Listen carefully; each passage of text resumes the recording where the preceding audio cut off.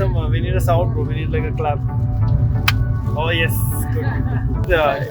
8th of November 2021, on Monday. We're supposed to be working today, but we are riding back to Sydney from Tamworth. Which was coupled with the long-awaited Warrumbungle hike. Oh Jumped yes. into the start of the trip. Yeah. So how did the trip start? So we actually we were very undecided right at the beginning, what time we're leaving, where we are going, whatever. One night before the start, I happened to find an Airbnb, booked it for 2 nights, and we decided to leave next afternoon, which is on Saturday afternoon, 6th of November 2020. So it was the most unconventional Airbnb. Most unconventional, yeah. Airbnb. So after our drive was pretty straightforward, right? Drive was pretty straightforward, but just straightforward. But just a pretty long drive. Yeah. 4.5 hours? Yeah. No, 5 hours. Almost 5 hours. Drive and you want to describe the Airbnb? How we found the Airbnb? Yeah, so Airbnb, like how usually you find an Airbnb at airbnb.com.au, and this is not a marketing strategy, but this is the truth. So it was like a camper van, like a stationary camper van which somebody was renting as an Airbnb for $50 a night per person. It's a pretty good deal. Yeah, exactly.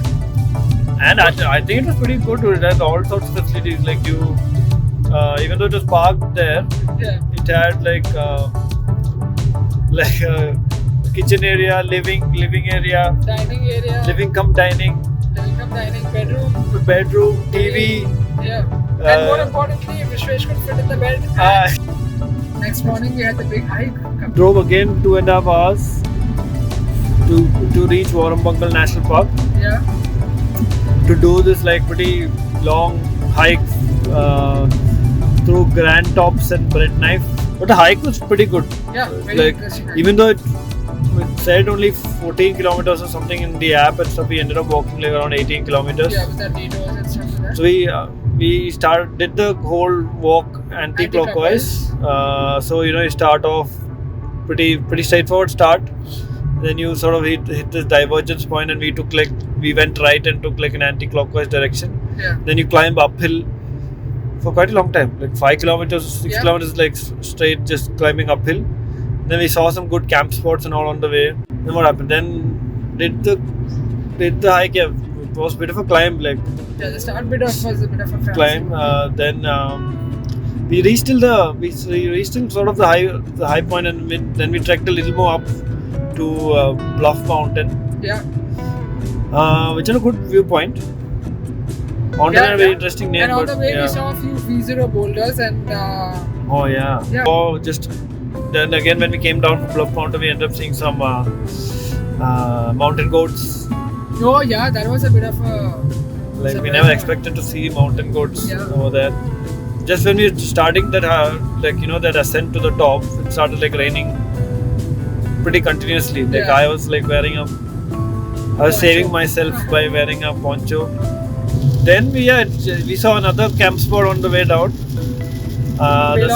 There's some couple of people there, and then there's just you need to take like a couple of steps down, and of course, like something we actually thought we'd run into while driving, we ran into while running. Because we were running down the trail. oh yeah, Last patch, the whole drive we were expecting to see like a couple of kangaroos. We never ended up seeing one, but on the hike we saw one solo. One solo lone ranger. Solo kangaroo, it sort of like galloped and jumped. Very close actually, Yeah, very jumped, close to us. like gracefully jumped and bent across. Yeah, totally. And now driving back home, hopefully hit the climbing center on the way back if all goes good. Yeah. So yeah, that was pretty much our day. Yeah, I just flip the camera and show them it's raining. Yeah. Raining with sun.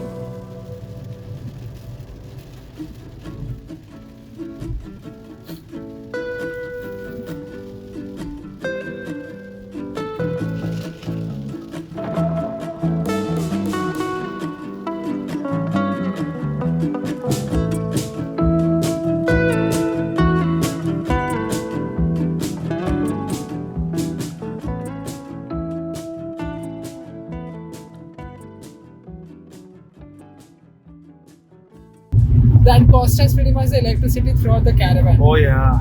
And The fuse went off. yeah, the fuse went off. The reason being that the entire caravan was running off one plug point in the house.